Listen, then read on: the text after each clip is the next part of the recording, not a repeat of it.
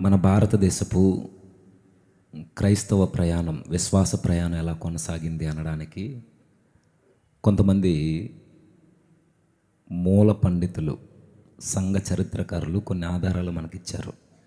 చాలా జాగ్రత్తగా వినాలి.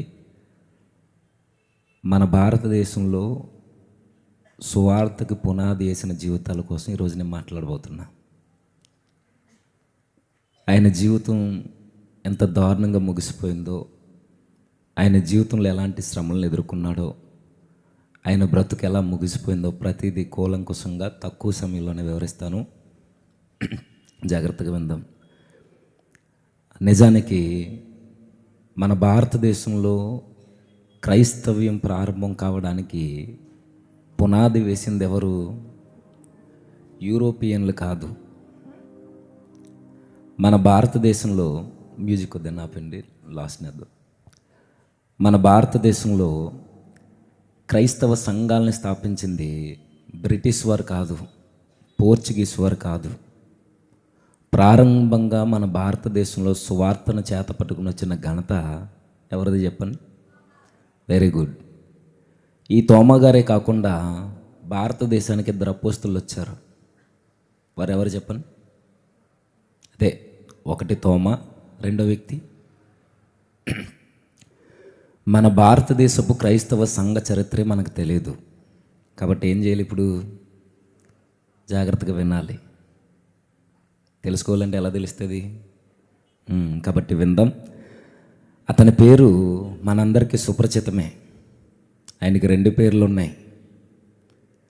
అయితే ఈ 2 పేర్ల కోసం చరిత్ర చాలా కన్ఫ్యూజ్ అయింది. చాలామంది వారి అభిప్రాయాలను కూడా వెల్లడించారు. అయితే ఇక ఆ చరిత్ర వాటన్నిటి కోసం నేను మాట్లాడను, కానీ డైరెక్ట్గా ఆయన జీవితంలోనికి వెళ్ళిపోదాం. ఆయన జీవితం ఈరోజు మనందరితో మాట్లాడడానికి సిద్ధంగా ఉంది. అలానే చరిత్రలో మన భారతదేశాన్ని ఎలా కట్టాడో కూడా, మన ఇండియాకి వచ్చి హీబ్రూ భాషలో రాయబడిన మత్తయి సువార్తను వదిలేసి వెళ్ళిన చరిత్ర ఆయనది. అతను మనకు తెలుసు. అతని కొరకు బైబిల్లో అధ్యాయాలు ఏం లేవు. అతని కొరకు బైబిల్లో ప్రత్యేకమైన పుస్తకాలు ఏమీ లేవు. అతని కొరకు యేసుక్రీస్తు వారి నోట ఘనమైన పలుకులు ఏమీ లేవు. ఒకే ఒక్క మాట ఆయన జీవితాన్ని ఎక్కడి వరకు నడిపించింది. అతను ఎవరో చెప్పండి? అతని పేరు నతానియేలు. అతని పేరు బర్తలోమై. ఏకలు చంపేతని. అతని పేరు నతానియేలు. విన్నారా ఆయన పేరు ఎప్పుడైనా? ఆయన ఎవరు? నతానియేలు అంటే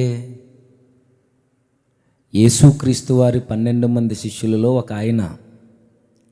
యేసుక్రీస్తు వారి శిష్యులు అనగానే మనకు గుర్తొచ్చే వ్యక్తులు ఎవరు చెప్పండి? ఒక పేతురు గారు గుర్తొస్తారు, యోహాను గారు, యాకోబు గారు. సైలెంట్ అయిపోతారు. ఇక యోధా గుర్తొస్తాడు. ఇంకా మార్క్ గారు యేసుక్రీస్తు వారి శిష్యుడు కాదు, నోటుకొచ్చింది చెప్పేకండి. ఇక ఫిలిప్పు. 12 మంది శిష్యుల పేర్లు మనకు తెలీదు, కానీ మనం శిష్యులం. సరే, ఈ 12 మంది శిష్యులలో ఒక ఆయనే ఈ నతానియేలు. ఈయన ఊరు ఏ ఊరో చెప్పండి? తెలీదు. కానా, మొట్టమొదటిగా యేసుక్రీస్తు వారు అద్భుతం జరిగించారే ఆ ఊరే వీళ్ళ ఊరు. ఆ ఊరి పేరు కానా అనే ఊరు. అయితే ఇతని జీవితం ఎలా ప్రారంభమవుతుందంటే, ఇంకా డైరెక్ట్గా వెళ్దాం. యోహాను సువార్త మొదటి అధ్యాయం 43వ వచనం నుండి ఒకసారి చూద్దాం. ఎవరో ఒకరు స్పష్టంగా, నాకు అసలు గొంతు రావట్లేదు, మీరు నన్ను కన్ఫ్యూజ్ చేయొద్దు, నేను ఎప్పుడో తర్వాత లెసన్ చెప్పాలి. ఇప్పుడు ఎందుకు చెప్తున్నానంటే నాకు చాలా పనులు ఉన్నాయి. చివరిలో చెప్తానులేండి ఆ పని ఏంటన్నది. చాలా హృదయ భారంతో మాట్లాడుతున్నాను, జాగ్రత్తగా వినండి. మరునాడు ఆయన గలిలియాకు వెళ్ళగోరి ఫిలిప్పును కనుగొని నన్ను వెంబడించమని అతనితో చెప్పాను. ఫిలిప్పు బేత్సయిదా వాడు, అనగా ఆంద్రేయ, పేతురు అను వారి పట్టణపు కాపురస్తుడు. జరుగుతున్న సందర్భం మనకు తెలుసు. పరలోకమందున దేవుడు భూమి మీద నేల మోపి 30 సంవత్సరాల తర్వాత పరిచర్ను ప్రారంభించినప్పుడు శిష్యులందరినీ ఏర్పరచుకుంటున్నాడు. అప్పటికే ఆంద్రేయని, పేతురుని పిలిచిన తర్వాత ఫిలిప్పును ఆయన కనుగొని ఫిలిప్పును కూడా పిలిచినప్పుడు ఆ ఫిలిప్పు మరొక శిష్యుణ్ణి యేసుక్రీస్తు వారి దగ్గరికి తీసుకొస్తున్నాడు. ఇది జరుగుతున్న సందర్భం. నిజానికి మీరు గమనించండి, మన దేవుడు ఎంత గొప్పడంటే శిష్యుల్ని ఏర్పరచుకోవడంలోనే ఆయన గొప్పతనం బయటపడుతుంది. ఎలా అంటే ఆయన అధికారులను పిలవలేదు, ఆయన గొప్ప వంశం పేరు కలిగిన వారిని కూడా పిలవలేదు. ఆయన మెజారిటీ శిష్యుల్లో ఉన్నవారు ఎవరు అని అంటే సామాన్యమైన పనులు చేసుకుంటూ, డైలీ వేజ్ లేదా రోజువారీ కూలి పని చేసుకుంటూ, కుటుంబాల్ని నడిపించుకుంటూ, కుటుంబాన్ని ముందుకు నడిపించడానికి పొట్ట చేత పట్టుకుని పగలు రాత్రి కష్టపడుతున్న పేద కుటుంబంలో ఉన్న బలహీన వర్గాలకు సంబంధించిన వారిని దేవుడు పిలిచాడు. నిజానికి మన బ్రతుకులు కూడా అంతే. అయితే దేవుడు అలాంటి వారిని పిలుస్తున్నప్పుడు ఫిలిప్పును పిలిచిన తర్వాత ఫిలిప్పుకున్న మంచి క్వాలిటీ ఏంటంటే, లేదా మంచి లక్షణం ఏంటి అని అంటే, ఆయన మాత్రమే బాగుంటే చాలని అనుకోడు. ఆయనకున్న మంచి లక్షణం ఏంటంటే, నేనే బాగుపడడం కాదు, నా స్నేహితులు, నాకు తెలిసిన వారందరూ కూడా వారు బాగోవాలని కోరుకుని నతానియేలు అనే ఒక వ్యక్తిని ఆయన పిలుస్తున్నాడు. ఇక్కడ నుండి చాలా జాగ్రత్తగా విందాం. ఫిలిప్పు నతానియేలును కనుగొని, ధర్మశాస్త్రములో మోసేయు ప్రవక్తులను ఎవరిని గూర్చి వ్రాసిరో ఆయనను కనుగొంటిమి, ఆయన యోసేపు కుమారుడైన నజరేయుడగు యేసు అని అతనితో చెప్పాను. అందుకు నతనయేలు, నజరేతులో నుండి మంచిదేదైనా రాగలదా అని అతన్ని అడుగగా, వచ్చి చూడుమని ఫిలిప్పు అతనితో అనెను. మీకు బైబిల్ చదివే అలవాటు ఉంటే అక్కడ ఒక సంభాషణ జరుగుతుంది. ఆ సంభాషణ ఎలాంటిదంటే, మొహమాటం లేకుండా మాట్లాడుతున్నాను, ఇబ్బంది పడొద్దు. ఆ సంభాషణ ఎలాంటిదని అంటే, వారు ఎలా పడితే వాళ్ళ మాట్లాడుకోవట్లేదు. వారు గమనించారా? వారు ఎలాంటి మాటలతో పడితే అలాంటి మాటలతో పలకరించుకుని, నోటికి ఏదొస్తే అది మాట్లాడుకుని, ఎలా పడితే అలా గౌరవం లేకుండా బూతుల్ని కలుపుకుంటూ సరస్సూక్తులతో డబుల్ మీనింగ్ డైలాగులతో మాట్లాడుకోవట్లేదు. ఈ ఫిలిప్పు కానీ నతానియేలు గారు కానీ ఎంత గనులు అని అంటే, వీరు నోరు తెరిచి మాట్లాడుకుంటే వారి డిస్కషన్లో వాక్యం ఉంటుంది.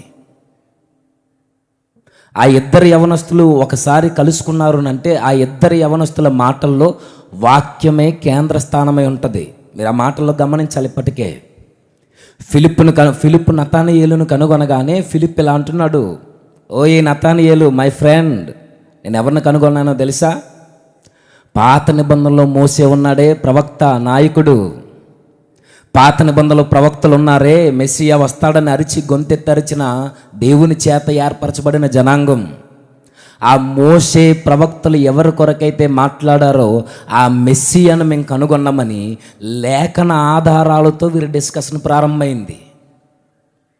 మోసే ప్రవక్తలు అలా కాకుండా యోసేపు కుమారుడు, ఇదిగో పలానా వ్యక్తి అద్భుతాలు చేస్తున్నాడు, ఈయన దేవుడు అని చెప్పుకుంటున్నాడు, ఆయన మేము కనుగొన్నాం అని డైరెక్ట్గా మాట్లాడవచ్చు కదా. మాట్లాడు ఫిలిప్పు. ఎందుకనంటే ఫిలిప్పుకున్న జ్ఞానం ఏంటి అనంటే, ఏ వ్యక్తులతో ఎలా సంభాషించాలో ఆయనకు తెలుసు. ఎప్పుడు ఏం మాట్లాడాలో, ఎలా మాట్లాడితే ఎదుటివాడు అర్థం చేసుకుంటాడో, ఎదుటివాడు స్టాండింగ్లోనికి వెళ్ళి వారి హృదయాంతరంగాలతో మాట్లాడతాడు. ఎందుకు ఫిలిప్ ఇలానే మాట్లాడాడు అంటే, నతనయేలు వాక్యం తప్ప మరేది డిస్కషన్ చేయడని ఫిలిప్కు తెలుసు. నతనయేలు నోటికి ఏదొస్తే అది మాట్లాడడానికి ఫిలిప్కు తెలుసు. నతానియేలు మాట్లాడితే లేఖన ఆధారాలతోనే మాట్లాడతాడని తెలుసు. అందుకే మోసే ప్రవక్తలు ప్రవచించిన ఆ మెస్సియాను మేము కనుగొన్నామనంటే వెంటనే కౌంటర్ ఏమేసాడో తెలుసా నతానియేలు? ఏమన్నాడైనా, నువ్వు మెస్సియాను కనుగొన్నావని చెబుతున్నావు, మరి బైబిల్ అలా చెప్పట్లేదు కదా. లేఖనాలు నజరేతులో నుండి మెస్సియా వచ్చాడు, నజరేతులో నుండి యేసు వచ్చాడని నువ్వు చెబుతున్నావు, మరి లేఖనాలు అలా చెప్పట్లేదే కదా. ధర్మశాస్త్రము, మోసే, ప్రవక్తలు నజరేతు నుండి వస్తారని ఎక్కడ ఒక్క ప్రవచనం కూడా లేదు కదా. మీరేమైనా చూపించగలరా? నజరేతులో నుండి యేసుక్రీస్తు వారు వస్తారు అనే ఒక్క ప్రవచనం చూపించగలరా? ఈ నజరేతు ప్రాంతాన్ని ఆనుకుని లేదా గలిలయ భూభాగాన్ని ఆనుకుని ఉన్న ఈ గలిలయ నుండి కూడా ఒక్క ప్రవక్త కూడా రాడు.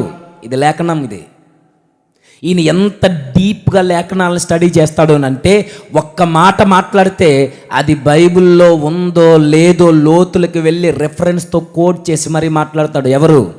నతానియేలు. బైబిల్లో ఎక్కడా లేదు. నజరేతు నుండి యేసుక్రీస్తు వారు వస్తాడు, మెస్సియా వస్తాడనే ప్రవచనం ఎక్కడ లేదు. మరి ప్రవచనాల్లో ఏముంది? మీకా గ్రంథం 5వ అధ్యాయం, మీకా గ్రంథం 5వ అధ్యాయం మొదటి వచనం నుంచి 2వ వచనం చదవండి. బెత్లెహేము ఎఫ్రాతా, యూదా వారి కుటుంబములలో నీవు స్వల్ప గ్రామమైనను నా కొరకు ఇశ్రాయేలీలను ఏలబోవాడు నీలో నుండి వచ్చును. నీలో నుండి అనంటే ఏ ప్రాంతం అది? బెత్లెహేం. మెస్సియా రావాల్సింది బెత్లెహేము ప్రాంతం నుండి కదా ఫిలిప్పు. నువ్వేంటి నజరేతు నుండి వచ్చాడని చెబుతున్నావు, పైగా యోసేపు కుమారుడు అని చెబుతున్నావు, పైగా నజరేతుకి ఏమైనా మంచి పేరు ఉందా అంటే అది అన్యజనులు యూదులు మిళితమైపోయిన మిశ్రత జనాంగంగా పిలువబడుతున్న ప్రాంతం కదా. ఓపెన్ చేశాను. Okay, thank you. నజరేతుకి ఏమైనా మంచి పేరు ఉందంటే గలిలియాకే మంచి పేరు లేదు. గలిలియా భూభాగం ఎలాంటిది అని అంటే మతపరంగా శుద్ధత లేని భూభాగం అది. గలిలియాని ఆనుకుని ఉన్న చిన్న ఊరు. యేసుక్రీస్తు వారి కాలానికి ఆ ఊర్లో ఎంతమంది ఉన్నారు తెలుసా? 300 నుండి 500 మంది అంతే. వీళ్ళు ఏమైనా తిరంగా ఉన్నారంటే వీళ్ళు అన్ని జనులతో పొత్తులు పెట్టుకుని అన్ని జనులు వీరు కలిసిపోయి బ్రతుకుతున్న ప్రాంతం అది. ఇలాంటి ప్రాంతం నుండి మెస్సియా వచ్చాడని చెబుతున్నావు, నీకేమైనా బురబని చేస్తుందా అని డైరెక్ట్ అంటున్నాడు ఫిలిప్పుని. అంటే వీరిరువురు డిస్కషన్లో ఏమి కేంద్రమై ఉంది? లేఖనాలు, వాక్యము, ధర్మశాస్త్రము, దేవుని మాటను గురించి వీరిరువురు ఒక థియాలజీకి సంబంధించిన సబ్జెక్ట్ని డిస్కషన్ చేస్తున్నారు. ఇప్పుడు నేను అడుగుతున్నా, ఒకరోజు యేసుక్రీస్తు వారు పిలవక ముందే ఫిలిప్పు, నతానియేలు మెస్సియా కొరకు డిస్కషన్ చేస్తుంటే, ఈరోజు పిలవబడిన సంగమా, పిలవబడిన విశ్వాసులుగా మనం ఉన్నప్పుడు మన డిస్కషన్లో ప్రభు కేంద్రమై ఉంటున్నాడా? ఒక 2 వ్యక్తులు, 3 వ్యక్తులు, ఒక గుంపు కూడుకున్నప్పుడు మన మాటల్లో లేఖనాలు ఉంటున్నాయా? ఒకరోజు ఒక తల్లి వాళ్ళ వదిన గారికి ఫోన్ చేసి ఇలా మాట్లాడుతుంది. వాళ్ళ కొడుకు అలా కూర్చున్నాడు, ఇవి సోఫాలో కూర్చుని కాళ్ళ మీద కాలు వేసుకుని ఇలా మాట్లాడుకుంటున్నారు. ఏమనంటే, వదిన విషయం తెలుసా నీకు? ఒక కుటుంబం ఉంది కదా, ఆ కుటుంబంలో భార్య, భర్త, వారి ఇరువురికి ఒకే అమ్మాయి, చిన్న పాప, చాలా అందంగా ఉంటుంది, చాలా ముద్దుగా మాట్లాడుతుంది. తెలుసు కదా నీకు ఆ కుటుంబం కోసం అంటే ఆ వదిన అంటుంది, తెలుసు వదిన, ఏమైంది అని అడిగితే, ఏమవడం ఏంటి, రోజు మనల్ని పలకరించేది, మనల్ని నవ్వించేది, అలరించేది అలాంటి అమ్మాయి 6 సంవత్సరాలు ఉంటాయి, 6, 7. అలాంటి అమ్మాయి నర్సరీలో జాయిన్ చేసినప్పుడు రోజు స్కూల్కి వెళ్ళి వస్తుంది. వస్తూ ఉన్నప్పుడు వెళ్తూ ఉన్నప్పుడు స్కూల్ దగ్గర అలా బస్సు దిగుతూ ఉన్నప్పుడు కాలు జర అలా కింద పడితే బస్సు ఎక్కేసిందట తల మీద నుంచి.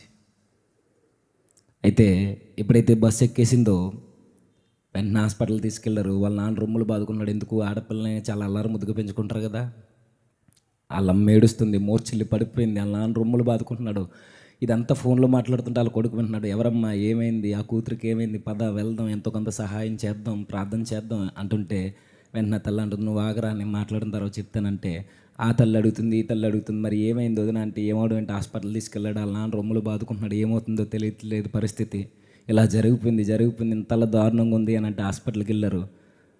ఇలా గంట మాట్లాడుకున్నప్పుడు ఈ గంట సంభాషణలో మరి ప్రార్థన చేయదు, నా త్వరగా కోలుకోవాలని, వాళ్ళ నాన్న వెంటనే ఆ బాధలో నుండి బయటకు రావాలని, కూతురికి ఏం కాకూడదు, మరలా మనకు కనబడాలి, మనతో మాట్లాడాలి, మనల్ని అలరించాలని ఇలా గంట మాట్లాడుకున్న తర్వాత చివరిగా వదిన అడుగుతుంది అవతల నుండి, సర్లే మరి ఏమైంది, చివరికి డాక్టర్ గారు ఏమన్నారు అని అంటే, నేను ఏమైందో తెలుసుకుందాం అనుకుంటున్నా, కానీ డాక్టర్ గారు ఇలా బయటకు వచ్చి వాళ్ళ నాన్నతో ఇలా మాట్లాడుతుండగా వెంటనే నెక్స్ట్ ఎపిసోడ్ నెక్స్ట్ వీక్ అని వచ్చిందన్నారట.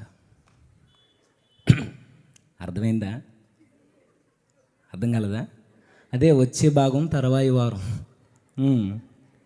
దేంట్లో ఇది ఏం చేస్తారట వీళ్ళు? ప్రార్థన చేస్తారట. ఎవరి కోసం? సీరియల్లో ఒక పాప బస్సు కింద అడిపోయి తల మీదకి ఎక్కేస్తే హాస్పిటల్లో జాయిన్ చేస్తే వీళ్ళిద్దరూ డీప్ డిస్కషను. సిగ్గులేని విశ్వాసాలు అడుగుతున్నాను, ఏ రోజైనా ప్రభువు కొరకు ఇలా ఫోన్ చేసి, నేను ఈరోజు దేవుని సన్నిధికి రాలేదు వదినా, ఈ వాక్యం నాకు అర్థం కావట్లేదు, పాస్టర్ గారు ఏం చెప్పారు, ఎలా ఉండమని చెప్పారు, ఈ డిస్కషన్లు ఉన్నాయా? ఇదంతా వీడికి అర్థమైన తర్వాత టీవీ పగలగొడేసాడు. మీరు కూడా చాలా ఇంట్రెస్ట్గా ఉన్నారు కదా, ఎవరో ఆ కూతురు, ఇలాంటివి బాగా వింటారు, ఎవరో కూతురు బాబు ప్రార్థన మీరు కూడా చేసేద్దరు కొంతసేపు ఉంటే బాగుపడాలని. ఇలాంటి డిస్కషన్లు మన మాటల్లో ఉంటాయి కదా. చీర ఎక్కడ కొన్నా ఇక్కడే గట్టు మీద కొట్టు ఉంటుంది కదా, ఎంత 300 ఆఫర్లో 1500 చీర 300కి వచ్చిందంటే నన్ను తీసుకెళ్ళవా, తీసుకెళ్ళి కొనుక్కో. వద్దని కాదు నా ఉద్దేశం. మీ మాటల్లో ఏ మాటలు ఉంటాయో పక్కన పెడితే వీరు నోరు తెరిచి మాట్లాడుకుంటుంటే డిస్కషన్లో ప్రభు కేంద్రమై ఉన్నాడు. ఈరోజు విశ్వాసులుగా చలామణి అవుతున్నప్పుడు బాప్తిస్మం పొందిన తర్వాత మన మాట తీరులో ఏమాత్రం వ్యత్యాసం కనబడకపోతే నువ్వు ఇంకా మారలా. నీ మాట తీరులో నువ్వు ఇంకా బూతులు మాట్లాడుతూనే, ఇంకా పెద్దవారిని అసభ్యకరంగా మాట్లాడుకుంటూ, డబల్ మీనింగ్ డైలాగులతో మాట్లాడుకుంటూ, ఇప్పుడు మన భీమవరం డేవిడ్ అన్న ఎక్కడో మెసేజ్లో చెప్తున్నప్పుడు విన్నాను, ఈరోజు కొన్ని మాటలు మనం సామాన్యంగా మాట్లాడినా అవి ఎదుటోళ్ళకి డబల్ మీనింగ్ అర్థమవుతున్నాయట. ఇంత దారుణంగా మనసులు చెడిపోయాయంటే ఇది పైగా క్రైస్తవ విశ్వాసుల్లో జరుగుతున్న డిస్కషన్లు ఇవి. స్త్రీలు ఇలా ఉంటే ఆడెవరితో పోయాడు, ఈ అమ్మాయి ఎవరు లవ్ చేసింది, ఆ అమ్మాయి ఎంతమంది లవ్ చేసి, ఒక 4 యవన బిడ్డలు కలిసి కూర్చుంటే స్త్రీలు ఇలా మాట్లాడుకుంటున్నారు. యవన పిల్లలు ఏమన్నా తెలుసా? నేను తెలిసిందే విన్నదే చెబుతున్నా. నేను అది ఉందే వాళ్ళ మాటల్లో, నేనట్లా ఇద్దరిని లవ్ చేస్తున్నాడు తెలుసా, ఇద్దరా అంటే ఈ 4 ఉన్నారు కదా, ఇందులో ఒక ఆవిడ ఇప్పుడు కోపం వచ్చేసి దానికి 2 నాకు 4 అందట. నీకు 4 నాకు 6 అని ఇంకొక ఆవిడ అంది. సీనియర్ ఉంటుంది కదా 4లో, నాకు 11, మీ అందరమే సీనియర్ ఇక్కడ. 11 ఎవడా 11వాడు? మాకు 10 తెలుసు కదంటే ఆడే పలసర బండి మీద వస్తాడు కదా ఆడే. మరి 10వాడు ఆటోలో దిగబెడతాడు కాలేజ్ దగ్గరికి. మరి 9వాడు బీచ్లకి తీసుకెళ్తాడు. మరి 8వాడు తినడానికి తీసుకెళ్తాడు. మరి 7వాడు ఇంకా అంతకుమించి అడగను నన్ను. ఈరోజు ఏం డిస్కషన్లు ఉన్నాయి యవనస్తులు కలిసి కూర్చుంటే? ఏమున్నాయి? వీరిని చూడండి అబ్బా, ప్రభువు పిలవక ముందే ప్రభు కొరకు డిస్కషన్ వీరిది. వారు నోరు తెరిచి మాట్లాడుతుంటే మోసే కోసం, ప్రవక్తల కోసం, ప్రవచనాల కోసం, లేఖనాధారాల కోసం, నజరేతు కోసం, బెత్లెహేము ప్రాంతం కోసం వీరి డిస్కషన్లో ఉంది. ఈరోజు మన మాటల్లో ఏమున్నాయి? జాగ్రత్త. దేవుడు వినట్లేదు, చూడట్లేదు అనుకుంటున్నావేమో, గుర్తుంచుకో, నువ్వు మాట్లాడిన ప్రతి మాట ఈ గాలిలో రికార్డింగ్ అవుతుంది, అది అలానే ఉంటుంది. నువ్వు మాట్లాడుతున్న మాట ఫోనే రికార్డింగ్ చేస్తుంది అనుకోవద్దు. ఈ వాతావరణంలో ఇప్పుడు అలా ట్రావెల్ చేస్తూనే ఉంటాయి ఆ మాటలు. దేవుడు వింటూనే ఉంటాడు.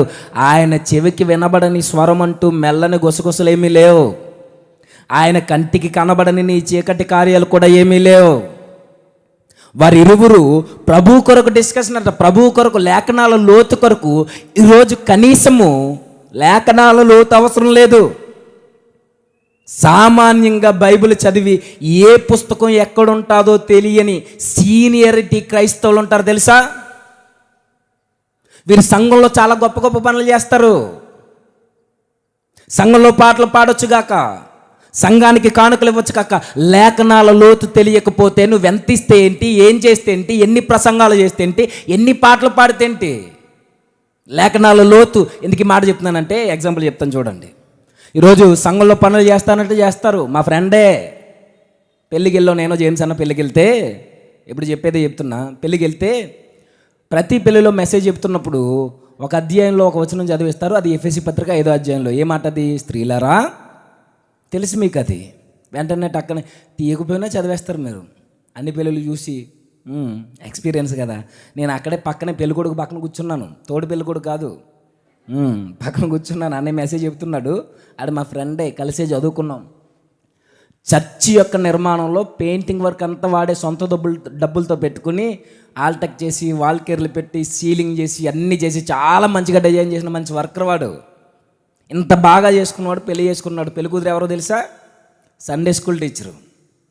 లవ్ మ్యారేజ్ అనుకున్నారు కనుక కాదు. సండే స్కూల్ టీచర్ ఏమో పెళ్లి కూతురు, చర్చిలో పనోడేమో మంచి సహకారేమో పెళ్లి కొడుకు. వీళ్ళిద్దరు మాకు ఫ్రెండ్. అయితే ఎఫెసీ పత్రిక 5వ అధ్యాయం చదివిస్తుంటే చాలా సీరియస్గా ఎదిగేస్తున్నాడు ఈ పెళ్లి కొడుకు. పాత నిబంధనలో అర్థం ఉందా? పాత నిబంధనలో చాలా సీరియస్గా అడుగుతుంటే ఇప్పుడు ట్విస్ట్ ఏంటో చెప్పనా? ఎన్నో పేజీ అని అడుగుతుంది సండే స్కూల్ టీచరు. కల్లారా చూసి ప్రసంగం అయిపోయింది, ఎఫెసీ పత్రిక దొరకలా. మీరు చెప్పండి ఎఫెసీ పత్రిక ఎక్కడ ఉంటుందో? మీ బైబిల్లో లేదా? ఉందా? ఇటు ఈ చర్చిలో ఇన్ని పనులు చేసినప్పుడు పాత నిబంధనలు ఎఫెసీ పత్రిక ఎదిగితే ఏం దొరుకుద్ది? పోనీ వాటి సంగతి పక్కన పెడితే సండే స్కూల్ టీచర్ ఎన్నో పేజీ అని అడుగుతుంది, ఏమనాలి వెళ్ళని? ఇంకా పిల్ల ఎలా ఉండుంటారు, మనకు అల్లలేరులేండి. మంచి మంచి టీచర్లు ఉన్నారు మన దగ్గర. ఈ ఈగలు నన్ను చంపేస్తున్నాయి. ఇక ఈరోజు బైబిల్లో ఏ పుస్తకం ఎక్కడుందో మనకు తెలీదు, కానీ ఒకరోజు లేఖనాలు ప్రవచనాల లోతు ఫిలిప్పుతో అంటున్నాడు, మెస్సియా బెత్లెహేము ప్రాంతం నుండి రావాలి, నువ్వేంటి నజరేతు నుండి వచ్చాడని చెబుతున్నావు? నజరేతు నుండి వచ్చాడని ఎలా చెబుతున్నావు అని అడిగితే, మేము కనుగొన్నాం, ఒకసారి వచ్చి చూడు. ప్రశ్నలు రావడం తప్పు కాదు, కానీ ఇతని ప్రశ్న ఎంత వాస్తవమైందంటే, లేఖనాలు ఇలా చెప్పట్లేదు, దేవుని ధర్మశాస్త్రం ఇలా చెప్పట్లేదు, నువ్వెందుకు ఇలా చెప్తున్నావు? ఇప్పటి వరకు అక్క కూడా మంచి మాటలు మాట్లాడింది కదా దుర్బోధ విషయంలో. ఇతను చూడండి, నువ్వేదో ఎక్కడో కన్ఫ్యూజ్ అవుతున్నావు ఫిలిప్పు. లేఖనాలు చూడు ఒకసారి. బెత్లెహేము నుండి రావాలి, మోసే చెప్పాడు, ప్రవక్తలు చెప్పాడు, మేకాయా చెప్పాడు, నువ్వేంటి నజరేతు నుండి వచ్చాడని చెబుతున్నావు? ఇది సరైంది కాదు అని అంటే, లేదు లేదు నువ్వు అపార్థం చేసుకోవద్దు, ఒకసారి వచ్చి చూడు అని అంటే తర్కించలేదు. ఇక నతనీయేలు వాదన పెట్టుకోలేదు. నువ్వేం చెప్తావరా, నీకేం తెలుసురా, ఇదిగో లేఖన సారం ఇదని వాదన పెట్టుకోలేదు. సత్యం అక్కడ నిలబడింది అని అనగానే, వచ్చి చూడు అనగానే వెంటనే స్పందించిన హృదయం ఈ నతనీయేలుది. ఇప్పుడైతే స్పందించాడో వెళ్ళాడు, వెళ్ళిన తర్వాత చూశాడు, చూసిన తర్వాత ఇప్పుడు సందర్భం జరుగుతుంది. అందుకు నతనీయేలు నజరేతులో నుండి మంచిది ఏదైనా రాగలదా అని అతను అడుగగా, వచ్చి చూడుమని ఫిలిప్పు అతనితో అనెను. యేసు నతనీయేలు తన యొద్దకు వచ్చుట చూచి, ఇదిగో ఇతని యందు, ఇదిగో ఇతడు నిజముగా ఇశ్రాయేలీయుడు, ఇదిగో ఇతడు నిజముగా ఇశ్రాయేలీయుడు, ఇతని యందు ఏ కపటము లేదు. మరలా జాగ్రత్తగా, ఎప్పుడైతే ఎక్కడే ఉన్నాడో ఆ మెస్సియా ఇక్కడే ఉన్నాడు అని చెప్పగానే నతనీయేలు గారట వెంటనే లేచి వెళ్ళాడట, చూశాడట. ఇలా చూడగానే యేసుక్రీస్తు వారు, ఇతడే నిజమైన నిజాయితీ గల వ్యక్తి అనలేదు. ఇతడే చాలా యథార్థవంతుడు అనలేదు. ఒక పదాన్ని ఇంక్లూడ్ చేశాడు ఆయన. ఏంటది? ఇతడే నిజమైన ఇశ్రాయేలీయుడు.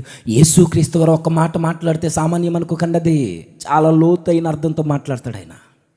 ఇతడు నిజముగా ఇశ్రాయేలీయుడు. ఎలా ఇశ్రాయేలీయుడు? రెండు భావాలు చెప్తాను చూడండి. ఎలా ఇశ్రాయేలీయుడు అవుతాడంటే, సున్నతిని బట్టి ఇశ్రాయేలీయుడు అయిపోడు. శరీర సంబంధమైన సున్నతి కాదని మనకు రోమపత్రిక గలతీ పత్రిక చెప్పుద్ది. మరి ఎలా సున్నతి నిజమైన సున్నతి అవుద్ది? హృదయమందు జరిగే సున్నతి నిజమైన సున్నతి ఎలా అవుద్దో, నిజమైన ఇశ్రాయేలీయుడు ఎలా అవుతాడనంటే, అందరూ ఇశ్రాయేలీలే, పుట్టిన వాళ్ళందరూ వంశపారపర్యంగా అందరూ ఇశ్రాయేలీలే. కానీ రోమపత్రిక 9:6 ప్రకారము వంశాన్ని బట్టి, మతాన్ని బట్టి, పితరులను బట్టి నిజమైన ఇశ్రాయేలీయుడు కాలేడు. వంశపారపర్యంగా ఇశ్రాయేలీయుడు కావచ్చేమో కానీ నిజమైన ఇశ్రాయేలీయుడు ఎలా అవుతాడు అంటే కేవలము హృదయపు స్థితిని బట్టి. మరొక అర్థం చెప్పనా, ఇతడు నిజమైన ఇశ్రాయేలీయుడు, కపటం లేని ఇశ్రాయేలీయుడు అంటున్నాడు అని అంటే, ఆల్రెడీ కపట హృదయం కలిగిన ఇశ్రాయేలీయుడు ఒకడు ఉన్నాడు. ఎవరు? యాకోబు. యాకోబు జీవితం మీరు అబ్జర్వ్ చేయండి. అతని జీవితం ప్రారంభమే కపటంతో ప్రారంభమవుద్ది. ఆ యాకోబు గారి జీవితం మోసంతో ప్రారంభమవుద్ది. తండ్రిని మోసం చేశాడు, అన్నను మోసం చేశాడు, మామ దగ్గరికి వెళ్ళి మోసం జరిగించాడు. అది మోసం లెక్కలోకి రాకపోయినా తండ్రిని అన్నని మోసంతో ప్రారంభమైన తన జీవితం దేవునితో పోరాడిన తర్వాత, పెనుగులాడిన తర్వాత, పశ్చాత్తాపపడిన తర్వాత అప్పుడు నిజమైన ఇశ్రాయేలీయుడయ్యాడు. ఎప్పుడు? మోసాన్ని విడిచిపెట్టినప్పుడు. మోసంతో ఒక ఇశ్రాయేలీయుడి జీవితం ప్రారంభమైతే మోసం లేని జీవితం నతనీయేలుది ప్రారంభమవుతుంది. చెబుతున్నాడు యేసుక్రీస్తు వారు, ఇతడు ఎవరో కాదు, నిజమైన ఇశ్రాయేలీయుడు. అంటే దేవునికి దగ్గరగా, ఆయన హృదయానికి దగ్గరగా ఉన్న ఇశ్రాయేలీయుడు ఈ నతనీయేలు. చాలామంది ఉండొచ్చు, యాజకులు ఉండొచ్చు, పరిసయ్యులు ఉండొచ్చు, శాస్త్రులు ఉండొచ్చు, గొప్ప గొప్ప వాళ్ళు ఉండొచ్చు, కానీ వీళ్ళందరికన్నా దేవునికి దగ్గరగా ఉన్న వ్యక్తి ఎవరో తెలుసా? ఈ నతనయేలే అని డైరెక్ట్ చెప్తున్నాడు. ఇతని యందు ఏం లేదట. ఆ మాట చాలా ఇంపార్టెంట్. ఏ కపటము. కపటము అంటే అర్థం ఏంటి చెప్పాలి? కపటము అంటే అర్థం ఏంటి? కపటము అని అంటే దానికి పర్యాయ పదము మోసము, లేదా లోపల ఒకటి పెట్టుకుని బయటకు ఒకటి ప్రజెంట్ చేయడం, లేదా ఇంకా మనకు వెసులుబాటు ఉన్న పదం వేషధారితనం. యేసుక్రీస్తు వారు నతనయేలు గారిని చూడగానే అలా స్టన్ అయిపోయి, ఇతడు నిజమైన ఇశ్రాయేలీయుడు, ఇతని యందు ఏ కపటము లేదు. ఏ కపటం లేదా? మీకు ఒక రిఫరెన్స్ గుర్తుకు రావాలి. ఇటు హృదయంలో ఏ మోసం లేదు. నతనయేలు గారి హృదయంలో మోసం లేదా? అసలు హృదయం అంటేనే ఇర్మియా గారు చెప్పారు కదా, అది మోసపూరితమైనదని. రావట్లేదా? స్ట్రైక్ అవ్వట్లేదా మీకు? ఇర్మియా గ్రంథకర్త ఏమన్నాడు ఆయన? హృదయము అన్నిటికంటే మోసకరమైనది, అది ఘోరమైన వ్యాధి. దేవుడు ఒకవేళ తీర్పు తీర్చాల్సి వస్తే ఈరోజు ఇప్పటికిప్పుడు ఎలా జడ్జిమెంట్ చేస్తాడో తెలుసా? నీ బయటి రూపాన్ని బట్టి కాదు, నా బయటి ప్రసంగాన్ని బట్టి కాదు, నా లోనున్న హృదయాంతరంగాలను బట్టి దేవుడు తీర్పు తీరుస్తాడు. ఇర్మియా గ్రంథం 17వ అధ్యాయం, ఇర్మియా గ్రంథం 17వ అధ్యాయం 9 వచనాలు.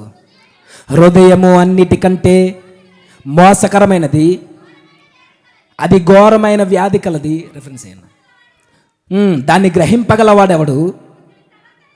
ఒకని ప్రవర్తనను బట్టి వాని క్రియల ఫలము చొప్పున ప్రతీకారము చేయుటకు యెహోవా అను నేను హృదయమును పరిశోధించేవాడును. ఎంత డైరెక్ట్గా ఉందండి వాడు. అది ఇక మాట అర్థమవుతుందో లేదో. యెహోవాను నేను హృదయమును పరిశోధించేవాడును అంటే దేవుడు తీర్పు తీర్చాలంటే ఎలా తీరుస్తాడు? హృదయాన్ని బట్టి. ఇప్పుడు కంపేర్ చేయండి. హృదయము అందరికీ ఒకేలా ఉంటుంది కదా మోసం చేసేది. అందరూ అదే వ్యాధితో బాధపడుతున్నారు కదా. అర్థమవుతుందన్న మాటలు? అదే రావట్లేదేగా, గింజుకుని మాట్లాడుతున్నా. అర్థమవుతుంది కదా. హృదయానికి వ్యాధి ఉందట. ఆ వ్యాధి ఎలా ఉంటుంది? యెషయా గ్రంథకర్త చెప్పాడు కదా, మీకు తెలిసిన మాటే. నడినెత్తి మొదలుకొని అరికాల వరకు కొంచెం కూడా స్వస్థత లేదట. చీము, నెత్తురు కారుతూ జాంబీస్ మీరు చూసే ఉంటారు సినిమాల్లో. దానికన్నా దారుణంగా మన బ్రతుకులు ఉన్నాయట. ఎలా ఉంటుంది? ఇంకా నాకు ఎక్స్ప్లెనేషన్ కావాలంటే నేను అంటాను, అది కపటమైన వ్యాధి కలిగి ఉంటుంది హృదయం. ఆ హృదయంలో ఉన్న వ్యాధి ఎలా ఉంటుందో తెలుసా? కపటంతో నిండిపోయి ఉంటుంది. మత్తయి సువార్త 23వ అధ్యాయంలో మనకు కనబడుద్ది పరిచర్యలకు సంబంధించి. అది ఎలా ఉంటుందంటే ప్రార్థనలో ఉంటుంది ఆ హృదయం, ఆరాధన జరిగిస్తుంది ఆ హృదయం, కానీ లోపల మార్పు ఉండదు. ఒకవేళ ఈ హృదయం మనలో ఎవరికైనా ఉందేమో జాగ్రత్త. నతనయేలుకి లేదు. ఇది కపటమైన వ్యాధి ఉంటుంది. ప్రతి మానవ హృదయానికి మోసం చేసే వ్యాధి ఉంటుంది. అది లోపల ఒకలా ఉంటుంది, బయట ఒకలా ఉంటుంది. అది ఎలా ఉంటుంది అని అంటే, ప్రార్థన చేస్తారు నలుగురిలో, ఆరాధన చేస్తారు చేతులెత్తి, కానీ లోపల మార్పు ఉండదు. అలవాటు అయిపోద్ది వీరికి.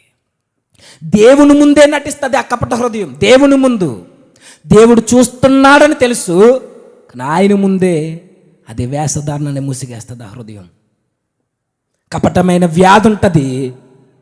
ఇది ఎలాంటిది అని అంటే, ఒక క్యాన్సర్ వ్యాధి కణితి మనకు తెలుసు, అది బయటికి కనబడదు, లోపలంతా కుళ్ళిపోయేలా చేస్తుంది, నాశనం చేసి పడేస్తుంది. సేమ్ కపటం అనే వ్యాధి ఈ హృదయానికి పట్టింది మనకి.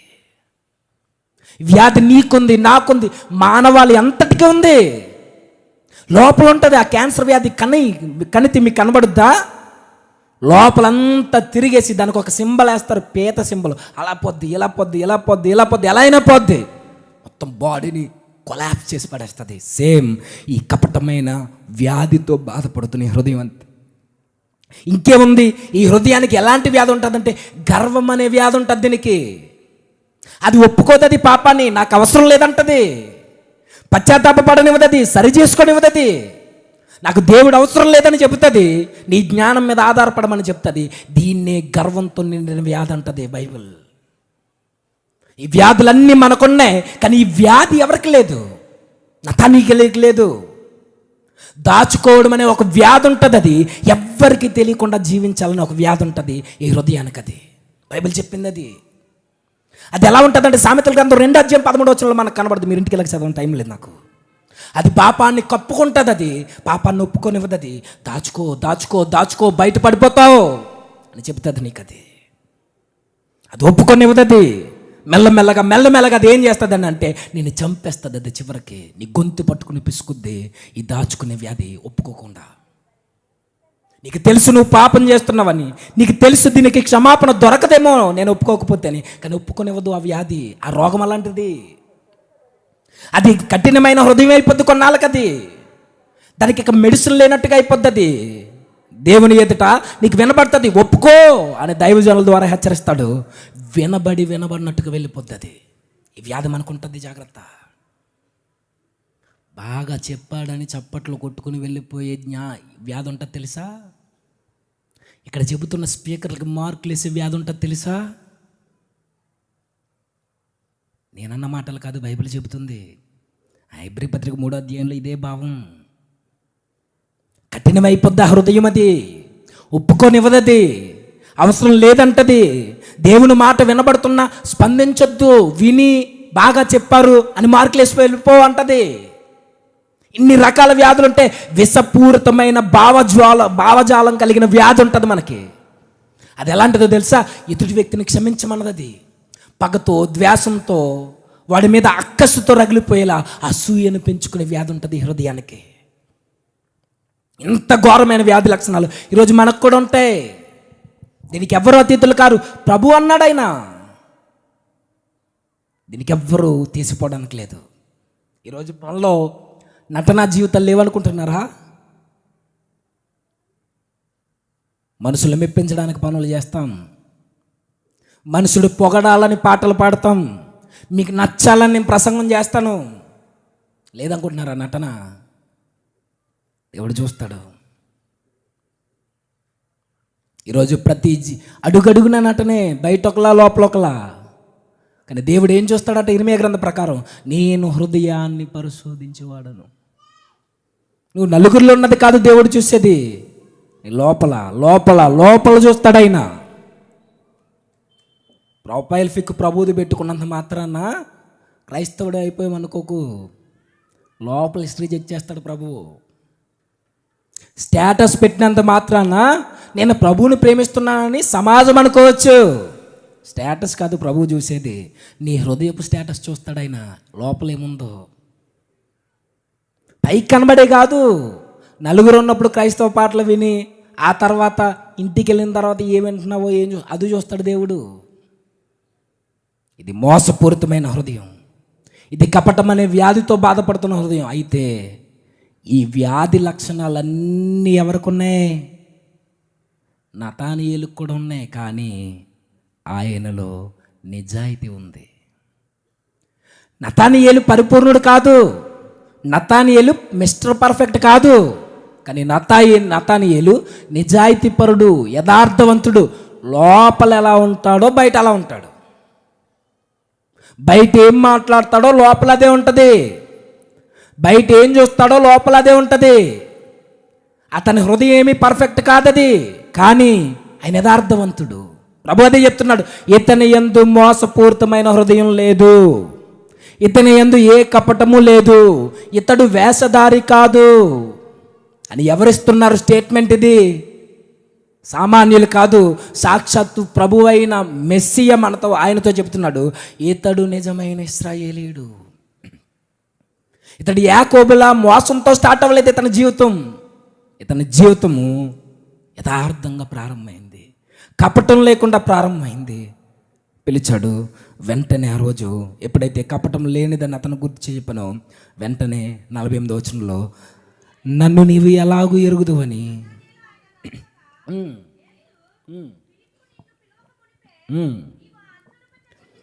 యేసు ఫిలిప్పు నిన్ను పిలవక మునిపే నీవు ఆ అంజూరపు చెట్టు కింద ఉన్నప్పుడే నిన్ను చూచితనని చెప్పాను.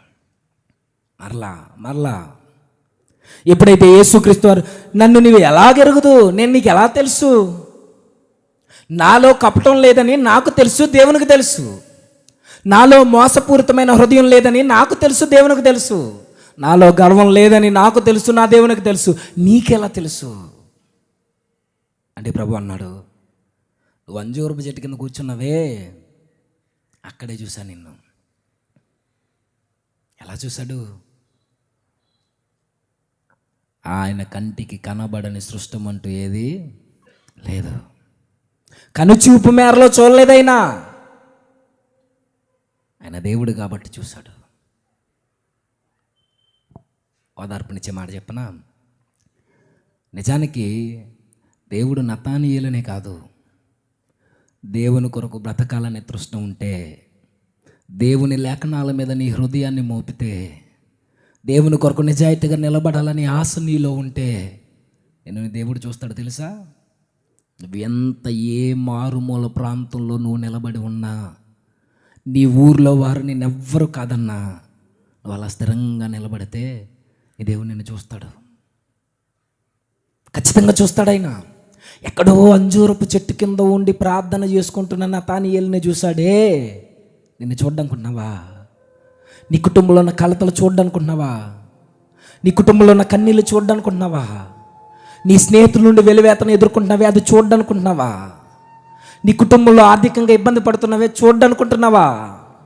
నీ జీవితంలో బాధలతో సతమతం అయిపోతున్నావే, అందరూ కాదని నేను వెలివేసి వెళ్ళిపోయారు, చూడ్డానుకుంటున్నావా? చూస్తాడు నీ దేవుడు. సౌండ్ తగ్గించన్న. మన దేవుడు చూసేవాడు. ఆయన అందరి దేవతల వల్లే ఆయన ఉదాసీనంగా ఉండిపోయేవాడు కాదు. ఆయన కళ్ళుండి చూడకుండా ఉండేవాడు కాదైనా.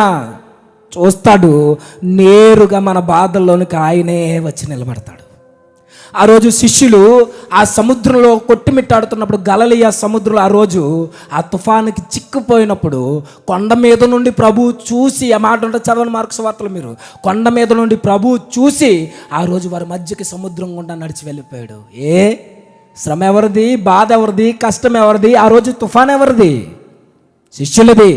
ప్రభు ఎందుకు వచ్చాడు? బాత్రూంలో ఒక మాట ఉంటుంది, మన దేవుడట దుఃఖ సముద్రాన్ని దాటి వచ్చే దేవుడైనా. దుఃఖ సముద్రము దేవునిది కాదు, ఆ దుఃఖ సముద్రం మనదే. మన దేవుడు మన శ్రమల్లోకి నేరుగా వస్తాడు, మన కన్నీళ్ళలోనికి నేరుగా వస్తాడు, మన బాధల్లో ఆయన కలుగజేసుకుంటాడు. చివరికి మన బాధల్నే తన మీద వేసుకుంటాడు. నిజంగానే కలుగజేసుకుంటాడు అంటే కలువరిగిరిని చూడు. నీ పాపాన్ని మీద వేసుకున్నవాడు నీ కన్నీటిని తుడవడనుకుంటున్నావా? తుడుస్తాడు ఖచ్చితంగా. నీ పాపం కొరకే ప్రాణం పెట్టిన వాడు నీ జీవితంలో ఉన్న బాధల్లో కలుగు చేసుకోవడం అనుకున్నావా? దేవుని చిన్నోడుగా చూడకు. ఆ రోజు చూశాడు. చూసిన తర్వాత చెప్తున్నాడు, నువ్వు అంజూరపు చెట్టు కింద ఉన్నప్పుడే. అంజూరపు చెట్టు అంటే మీరు అనుకోవచ్చు చరిత్రపరంగా, అంజూరపు చెట్టు కిందకి ఎందుకు వెళ్తారంటే ఒంటరిగా ప్రార్థన చేసుకోవడానికి, లేఖనాలను చదవడానికి. ఆ రోజు ఒంటరిగా కూర్చుని నతానీయేలు బైబిల్ చదువుకుంటూ ప్రార్థన చేసుకుంటున్నాడు. ఈరోజు ఒంటరిగా కూర్చుని మనం ఏం చేస్తున్నాం? ఎవరు వెళ్ళని ప్రాంతానికి పోయి మనం ఏం చేస్తున్నాం? నతానీయేలు ఆ చెట్టు కింద కూర్చుని, ఆ రోజు చరిత్ర చెబుతుంది, అంజూరపు చెట్ల కిందకి ఎందుకు వెళ్తారంటే ప్రశాంతంగా దేవునితో గడపడానికి, ప్రార్థన జీవితం కొరకు. ప్రార్థన చేసే మోకాళ్ళే లేవు మన మధ్య, బైబిల్ చదివే కన్నులే లేవు మన మధ్య. నతానీయేలుని చూడు, ప్రభు కితాబిస్తున్నాడు, ఏ కపటం లేదు. నువ్వు ప్రార్థనలో ఉన్నప్పుడే చూసానయ్యా నతానీయేలు అని అంటే, వెంటనే నతానీయేలు అన్నాడు, నువ్వు నిజంగా దేవుని కుమారుడు అయ్యా, నాకు అర్థమవుతుంది. ఎలా నమ్మేశాడు? ఎలా నమ్మాడు నతానీయేలు? వెంటనే ఎలా గుర్తించాడు? లేఖనాలేమో బెత్లెహేం అని చెబుతుంది కదా, మరి వెంటనే దేవుని కుమారుడని ఎట్లా నమ్మేశాడు? కారణం చెప్పనా? ఒకటి, ఆయన హృదయం ఎలా ఉందో చెప్పగలిగాడు. ఒక మనిషి హృదయంలో ఏముందో ఏ వ్యక్తికి తెలియదు అన్నది శాసనం అయితే, ఆ హృదయంలో ఏముందో దేవునికి తెలుసు అన్నది కూడా అంతే నిజం. ఆ హృదయం ఎలా ఉందో దేవుడు చెప్పేసరికి, నేను ఎలా ఉన్నానో నా జీవితం కొరకు చెప్పిన నా ప్రభువు, ఈయన దేవుడు కాకుండా ఏమై ఉంటాడు? ఈయన దేవుని కుమారుడు. ఇంకో విషయం, నేను ఎక్కడో ఉన్నాను, ఈయన కంటికి కనబడినంత దూరంలో ఉంటే నేను ఏం చేస్తున్నానో కూడా చెప్పాడే. ఈయన దేవుడు కాకపోతే ఇంకెవరు? నమ్మేశాడు, వెళ్ళాడు, పరుగులు పెట్టాడు. ఇలా కొనసాగింది తన జీవితం. చాలా బాగుంటుంది ఆయన జీవితం.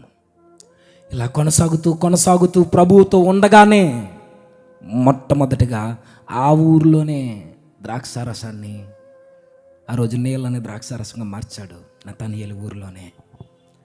ఇలా జరిగింది. వెళ్తుంది, ముందుకు వెళ్తూ వెళ్తూ వెళ్తూ ఉండగా సరిగ్గా 3 సంవత్సరాల్లో ఎవరినైతే వెంట ఉంటూ, ఎవరినైతే ప్రేమిస్తూ, ఎవరి మాటలైతే వింటూ బ్రతుకుతున్నాడు ఈ నతనయేలు, ఆ వ్యక్తి తన కళ్ళ ముందే ఎవరైపోయాడు కలువరిగిల్లో. అప్పటి వరకు చాలా పెన వేసుకుని తిరిగారు ఈ శిష్య బృందం. అప్పటి వరకు చాలా క్లోజ్గా ఒకే దిక్కును కూర్చుని తినేవారు, ఒకే దిక్కును నిద్రపోయేవారు, అందరూ కలిసి ఉండేవారు. పగలనక రాత్రనక ప్రభుతో తిరుగుతున్నప్పుడు సడన్గా ఒక వ్యక్తి, అందులో ఉన్న లీడర్ మన మధ్య నుండి పోతే ఎంత బాధపడతామో దానికన్నా ఘోరమైన బాధ ఆ రోజు నతనయేలు అనుభవిస్తున్నాడు. వెళ్ళిపోతూ వెళ్ళిపోతూ ప్రభు చెప్పాడు, నేను మరలా వస్తాను, కానీ మీరేం చేయాలో తెలుసా? నేను ఏదైతే చెబుతున్నానో ఈ సువార్తని సకల జనులకు సాక్షార్థంగా మీరు ఏం చేయాలనంటే సర్వ సృష్టికి సువార్త ప్రకటించడానికి మీరు వెళ్ళిపోండి అని ఎప్పుడైతే చెప్పాడో ప్రభు, ఆ మరణాన్ని చూసిన ఈ నతనయేలు ఆయన మాటల్ని జ్ఞాపకం ఉంచుకుంటూ, ఆయనతో గడిపిన దినాలని జ్ఞాపకం ఉంచుకుంటూ ప్రయాణం చేశాడు. ఆయన మొట్టమొదటిగా ఎక్కడికి వచ్చాడో తెలుసా? మన భారతదేశం వచ్చాడు. ఆయన ఇక్కడ నుండి చాలా జాగ్రత్తగా ఉన్నాడు, త్వరగా ముగిస్తాను. ఇక ఎక్కడో ప్రారంభమైంది యెరూషలేములో, శ్రమలు వచ్చాయి, సంఘం చెదిరిపోయింది. సంఘం చెదిరిపోయిన తర్వాత ఆయన సరాసరి ఇంచుమించుగా క్రీస్తు శకం మొదటి శతాబ్దం 60 నుండి 90 మధ్య కాలంలో మన భారతదేశానికి వచ్చాడు ఆయన. అప్పటికే తోమా గారు వచ్చేసారు. ఎక్కడికి? మన సౌత్ జోన్కి. నాకు టైం లేదు మ్యాప్స్ అన్ని రెడీ చేసుకోవడానికి. మన సౌత్ జోన్కి అనగా మన తమిళనాడు, మన కేరళ ప్రాంతానికి తోమా గారు వస్తే, ఆ పైన నార్త్ ఇండియా, మీరు యేసుక్రీస్తు వారి కాలానికి వెళ్ళిపోయేసరికి 2000 సంవత్సరాల క్రితం మన భారతదేశం ఎలా ఉండేది కాదు, ఇప్పుడున్న భారతదేశం కాదు. ఇది విభాగింపబడిన తర్వాత వచ్చిన భారతదేశం. అప్పుడు భారతదేశాన్ని ఒక ఉపఖండంగా పిలిచేవారు. ఆ ఉపఖండంలో భాగాలు ఏంటి చెప్పండి? పాకిస్తాన్, ఆఫ్ఘనిస్తాన్. ఈ పాకిస్తాన్, ఆఫ్ఘనిస్తాన్ ఈ పక్కన ప్రాంతాలను పెట్టండి. పాకిస్తాన్, ఈ ఆఫ్ఘనిస్తాన్ ప్రాంతాలు ఉన్నాయే, ఈ ప్రాంతాలకు వచ్చాడు ఆయన. ఇదంతా కలిసి ఉంటే పర్షియా, పారసికుల దేశం యొక్క సరిహద్దుల వరకు భారతదేశం విస్తరించి ఉండేది. చదువుకున్న పిల్లలకు తెలిసే విషయాలన్నీ. ఇలాంటి టైంలో ఈయన ఎక్కడికి వచ్చాడు అని అంటే, ఈయన మొట్టమొదటికి వచ్చిన ప్రాంతం ఈ పాకిస్తాన్ ఏరియాలో సింధు ప్రాంతం అని ఉంది కదా. హిస్టరీ చదువుతున్న వారికి తెలుసు. సింధు నాగరికత అని చదువుకున్నారు కదా. పాకిస్తాన్లోని సింధ్ ఇప్పటికుంది, పంజాబ్ ప్రాంతాలు. ఈ సింధు పంజాబ్ ప్రాంతాల మధ్య ఆ ప్రాచీన కాలంలో ఇది వ్యాపారాలకి కేంద్రంగా ఉండేది. ఈ సింధు ప్రాంతం లేదా పాకిస్తాన్ బార్డర్లోని సింధు ప్రాంతము, ఈ పంజాబ్ ప్రాంతాలు వ్యాపార కేంద్రాలకు ఇవి అడ్డాగా నిలిచుండేవి.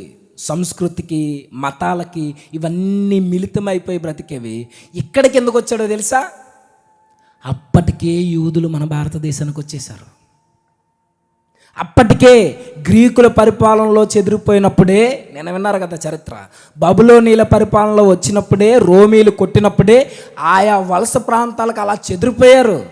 అలా చెదిరిపోయిన జాబితాలో కొంతమంది యూదులు వచ్చి ఈ ప్రాంతాల్లో, ఈ గాంధార ప్రాంతం కావచ్చు, సింధు ప్రాంతం కావచ్చు, అరేబియన్ సముద్ర తీర ప్రాంతాలు, అదే మన గుజరాత్ ప్రాంతం, కచ్ ప్రాంతం ఉందే కొంచెం పాకిస్తాన్లో ఆనుకుని, ఈ కచ్ గుజరాత్ ప్రాంతంలో, పాకిస్తాన్ వాయువ్య భాగం, అప్పటికి మన భారతదేశం ఇది, ఆఫ్ఘనిస్తాన్ పరిసర ప్రాంతాల్లో, పర్షియా బార్డర్ వరకు ఈయన వచ్చి పరిచర్య చేశాడు. అప్పటికి బౌద్ధ మతం, గ్రీకు సంస్కృతితో నిండిపోయింది భారతదేశం, ఆ వాయువ్య ప్రాంతాలన్నీ. చరిత్ర ఇది, కథలు కాదు ఇది. ఎవడైనా కథలు అంటారా? మనం చూపిస్తాం. అన్ని ఎవిడెన్స్ పట్టుకుని వచ్చినందుకు ఇది తెచ్చుకున్నా. ప్రతిదీ మరి ఎలా? ఇది చరిత్ర అనడానికి ఎవిడెన్స్ ఏంటి? తోమా గారు వచ్చాడంటేనే నమ్మట్లేదు ఈరోజు కొంతమంది క్రైస్తవుల్లో కూడా. మరి ఈయన వచ్చాడంటే ఎవిడెన్స్ ఉన్నాయి, బలమైన ఎవిడెన్స్ ఉన్నాయి. అదే ప్రాథమిక సంఘ చరిత్రను లిఖించిన యూసేబియస్. మీకు తెలిసి పేరేమైనా ఉంటారు, లేకపోతే గూగుల్లో సెర్చ్ చేసి కొట్టండి. ప్రాథమిక ఆదిమ సంఘ చరిత్రను రాసిన గనుడైన చరిత్రకారుడు యూసేబియస్. సుమారు ఈయన 3వ శతాబ్దంలో రాశాడు ఈ చరిత్ర అంతా. ఎలా రాశాడు? మీరు అనుకుంటారు ఇది కళ్ళకబొల్లి కబర్లేని. ఆ చరిత్రలో ఉన్న మాటలు మక్కికి చదివితే ఎలా ఉంటుందో తెలుసా? బర్తలోమే గారు ఈ ప్రాంతానికి వచ్చిన తర్వాత, నిజానికి ఈ చరిత్ర బైబిల్లో లేదు, కానీ ఇది 2 నుండి 4వ శతాబ్దపు సంఘ చరిత్రలో ఉంది. మరి సంఘ చరిత్ర ఏమైందంటే ఎప్పటికీ ఉంది, మీరు ఆన్లైన్లో వెతకండి. ఆ యూసీబీఎస్ రాసిన ఆ 10 గ్రంథాలు ఇప్పటికీ దొరుకుతున్నాయి. ఇప్పటికీ 2-3 పుస్తకాలు మిస్ అయినాయి తప్ప కొంత బాగా ఉంది. కానీ ఎప్పుడో 2 నుండి 3 శతాబ్దాల్లో రాసిన ఆ చరిత్ర ఎప్పటికీ ఆన్లైన్లో ఉంది. ఇప్పటికీ మీకు బుక్స్ రూపంలో కూడా దొరుకుద్ది. చదివితే అందులో ఉంటుంది ఇలా, ఆయన ఫస్ట్గా వచ్చినప్పుడు 260, 340 ప్రాంతంలో పుట్టిన ఆ యూసీబీఎస్ చరిత్ర చెబుతున్నాను నేను. ఆయన 260 నుండి 340 వరకు బ్రతికిన వ్యక్తి. ఈయన ప్రాంతం కైసరియా స్థానం. ఈయన ఎవరో కాదు, చర్చ్ హిస్టరీ, సంఘ చరిత్రను లిఖించిన ఒక చరిత్రకారుడు. ఈయన ఏమంటారు తెలుసా? Church history father. ఈయన పితామహుడు. ఈయన రాసిన చరిత్ర గనక ఈరోజు మన దగ్గర లేకపోతే నిజానికి ఆదిమ సంఘ చరిత్రతో పాటు ఇప్పటి వరకు ఉన్న చరిత్రను చాలా మిస్ అయిపోతుంది, చాలా బాగుపోతున్నాం. అంత డీప్గా రాసిన చరిత్రకారుడు. బర్తలోమై మన భారతదేశానికి వచ్చిన తర్వాత ప్రాంతాలు గుర్తున్నాయి కదా, సింధు ప్రాంతం, గాంధార ప్రాంతం, అరేబియా సముద్ర తీర ప్రాంతాలు. ఇంకా కావాలంటే పాకిస్తాన్లోని సింధు, పంజాబ్ ప్రాంతాలు. నెక్స్ట్ పాకిస్తాన్ వాయువ్య భాగం, ఆఫ్ఘనిస్తాన్ తూర్పు భాగం, ఈ 2 మిళితమే. నెక్స్ట్ గుజరాత్ తీర ప్రాంతం, కచ్ ప్రాంతం. ఇవన్నీ వ్యాపారాలకి కేంద్రంగా ఉంటే అప్పటికే వచ్చిన యూదులు ఇక్కడ వ్యాపారాలు చేస్తుంటే ఆ హీబ్రూలో ఉన్న మత్తయి సువార్తను తీసుకొచ్చి ఇక్కడున్న వారందరికీ ప్రభువును ప్రకటించాడు. మొట్టమొదటిగా యూదులకు చెప్పాడు, ఆ తర్వాత అన్యజనులకు చెప్పాడు. ఇది నిజమా అనే డౌట్ మీకు వస్తే, ఆయన తర్వాతే ప్యాంతెనస్ అనే యోహాను పరంపర శిష్యరికాన్ని కొనసాగించిన ఒక గొప్ప భక్తుడు వచ్చాడు. ప్యాంతెనస్ ఎవరు అని అంటే, మళ్ళీ చెప్తున్నాను, మనకి రాజమండ్రిలో క్లాసులు జరుగుతున్నాయి. ఎక్కడ? మన చర్చిలో. మన అన్న జేమ్స్ అన్న చెప్తున్నారు, బైబిల్ జాగ్రఫీ అయిపోయినాయి, ఇంచుమించుగా 18 క్లాసులు ఎన్నో అయినాయి, 18 తరగతులు. ఈ 18 తరగతుల్లో మీరు అవన్నీ వింటే నేను చెప్పినవన్నీ మీకు కవర్ అయిపోతాయి. ప్యాంతెనస్ ఎప్పుడు వచ్చాడో తెలుసా? బర్తలోమై గారు వచ్చి వెళ్ళిపోయిన తర్వాత ఆయన మన భారతదేశానికి వచ్చినప్పుడు ఆయన 160 నుండి 240 సంవత్సరాల మధ్యలో బ్రతికిన వ్యక్తి, 2వ శతాబ్దం. ఈయన వచ్చిన తర్వాత అక్కడ ఉన్న వ్యక్తులను చూస్తున్నప్పుడు అప్పటికే వీళ్ళకి క్రీస్తు పరిచయమై ఉన్నాడు.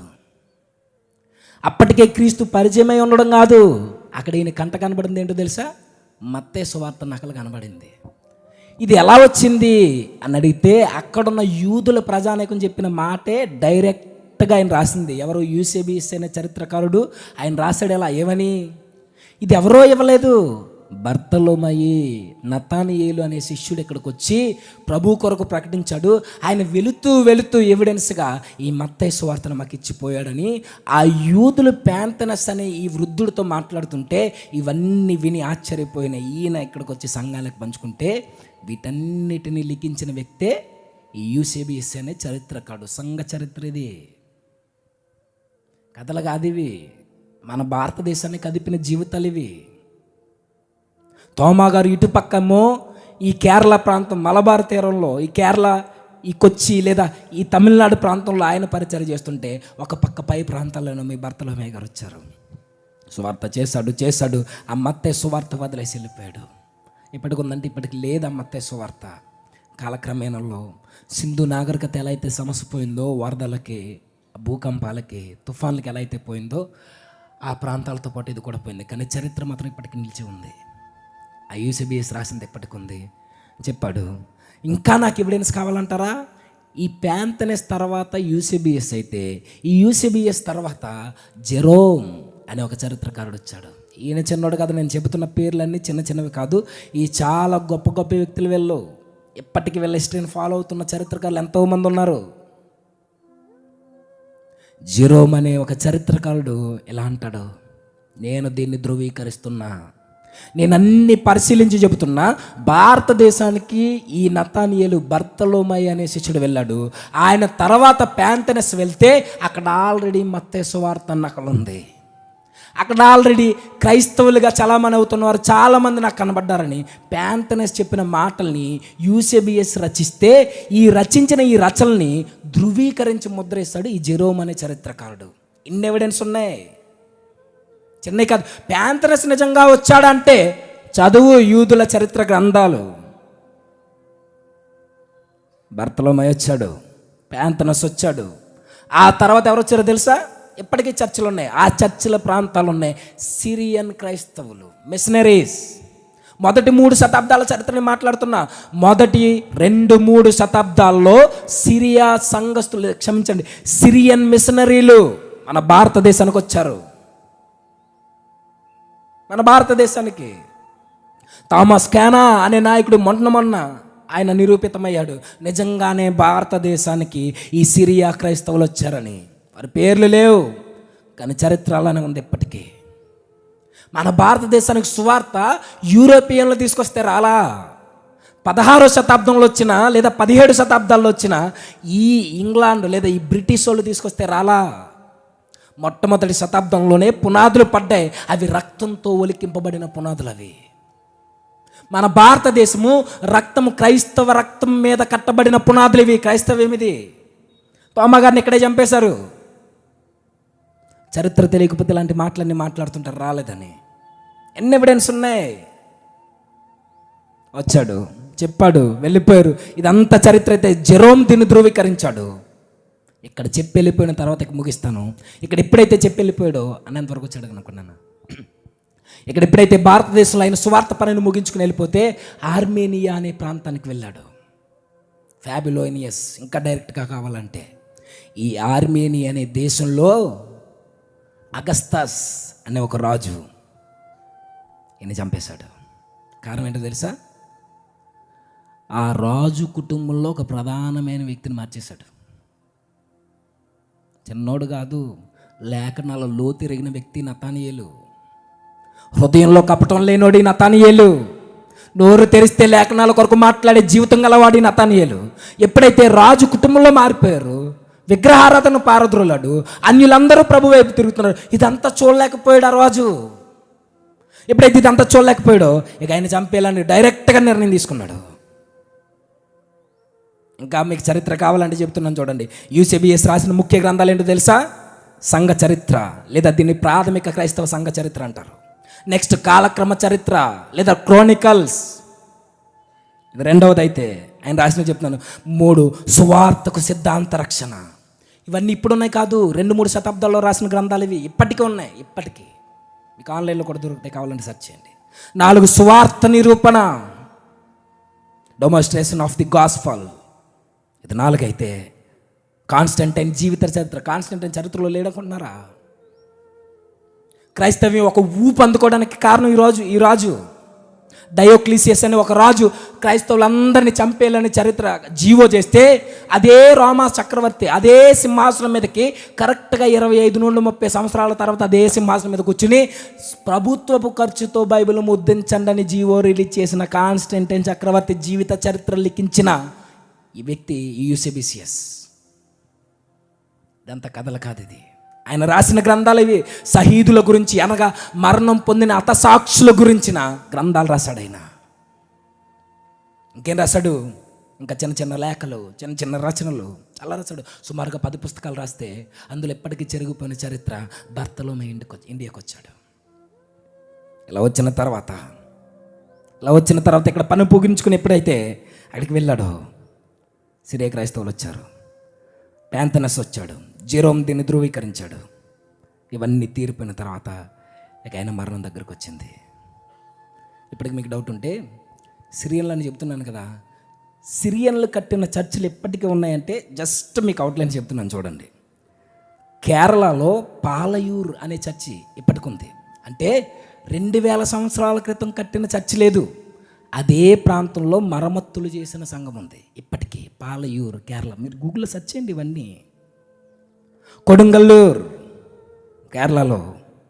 ఇది భారతదేశానికి వచ్చిన తొలి క్రైస్తవ ప్రవేశ ద్వారం. ఇది యూదుల కాలనీ, సిరియన్ వ్యాపార మార్గాలు ఇవి. ఇప్పటికీ చర్చిలు ఉన్నాయి. ఇంకెక్కడున్నాయి? నిలక్కల్ చర్చి ఇప్పటికి ఉంది. థామా ఆఫ్ కేన్, ఇందాక చెప్పాను కదా ఒక నాయకుడని, ఆయన పేరు మీద కట్టబడిన చర్చి 4వ శతాబ్దంలో సిరియన్ నాయకుడు. పెద్ద సంఖ్యలో సిరియన్ క్రైస్తవులు కేరళకు తీసుకుని వచ్చాడు ఆయన. సిరియా నుంచి తీసుకుని వచ్చి సంఘాలను కట్టాడు. చర్చిలు వ్యవస్థాత్మకంగా తెగ నిర్మించాడక. చాలా వరకు ఈ రోజు కూడా అదే స్థలాల్లో చర్చిలు ఉన్నాయి. నేను మర్చిపోతానని ఇవన్నీ చూసుకుని చెప్తున్నా. ఇలాంటి ఇన్ని ఎవిడెన్స్ కలిగిన ఈ చరిత్రలో ఇక చివరికి వచ్చేసరికి ఆయన మరణం తన కళ్ళ ముందుకు వస్తుంది. ఎక్కడ చనిపోయాడు? ఆల్బనోపోలిస్ లేదా ప్రాచీన ఆర్మేనియా ప్రాంతంలోని ఒక నగరం ఇది. ఈ దేశంలో ఇప్పటికి ఉంది ఆర్మేనియా, అజర్జైజా లేదా అజర్బైజాన్ సరిహద్దు ప్రాంతంలో ఉన్న కాకేసన్ అనే ప్రాంతం. ఇవన్నీ ఎందుకు చెప్తున్నానంటే చదువుకున్న వాళ్ళు ఉన్నారు, ఎప్పటికైనా ఇవన్నీ ఎవిడెన్స్ చూసుకుని నా గ్రంథం స్థిరమైనది, నా గ్రంథం ఆధారాలు కలిగినది, నా గ్రంథం దైవ గ్రంథం అని ఎంతో కొంత మీ మనసు మారుద్దేమోనని. ఇలా చేసిన తర్వాత ఎలా చచ్చిపోయాడో తెలుసా? రాజు కుటుంబంలో ఒకరిని క్రీస్తు వైపు తిప్పితే చరిత్రకారులు అన్నారు అతని తమ్ముడినే తిప్పాడని. ఎంతవరకు నాకు తెలియదు. అందుకే రాజు కుటుంబంలో ఒక ప్రధాన వ్యక్తిని క్రీస్తు వైపు నడిపించాడు, విగ్రహారాధన ఖండించాడు. ప్రజలందరూ యేసుక్రీస్తు వారిని నమ్మడం మొదలుపెట్టారు. ఇటు రాజకీయంగా మతపరంగా రెండింటిని ఒక కుదిపేశాడు. భర్తలోమే ఒక్కడే రాజకీయంగా మతపరంగా మొత్తం దేశాన్నే కదిలించేశాడు. ఆ రోజు రాజు కదిలిపోయి ఆ రోజు చంపండి, ఇలా బతకడానికి వీల్లేదంటే ఎంత దారుణంగా చంపారో తెలుసా? 12 మంది శిష్యులలో అత్యంత కిరాతకంగా సజీవంగా దహనం చేయబడిన వ్యక్తి ఇతనే. ఎలా చంపారో తెలుసా? అలా మనిషి బ్రతుకుండగానే నిలువెల్ల చర్మనంతా ఒలిచేసి తాళ నరికి చంపేశారు. నడినెత్తి మొదలుకొని అరికాలి వరకు తన చర్మనంతా పీకేసి తల నరికి చంపేశారు. ఆపేహరే, జాగ్రత్తగా విందాం. ఎంత దారుణమైన మరణం అంటే ఇలాంటి మరణం ఎవరికి లేదు.